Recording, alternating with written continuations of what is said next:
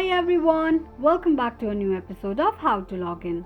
Today in this video, I'm going to show you how you can log into your Bifrost account. Keep watching the video till the end. To log into your Bifrost account, firstly open your Bifrost application. The official page of Bifrost wallet will appear on the screen. Tap on I already have a wallet option.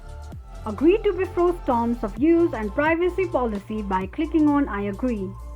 Enter your 12 or 24 words of recovery phrase given to you while creating your account and tap on Restore.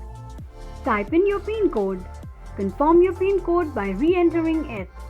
If you want to use your biometrics to unlock your wallet and sign transactions, click on Enable Biometrics or else tap on Skip.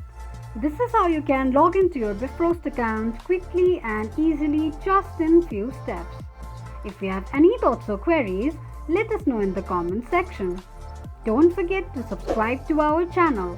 Also press the notification bell icon so that YouTube will notify you whenever we post a new video. I hope this video was helpful to you. If it was, go ahead and give us a thumbs up. Thank you so much for watching.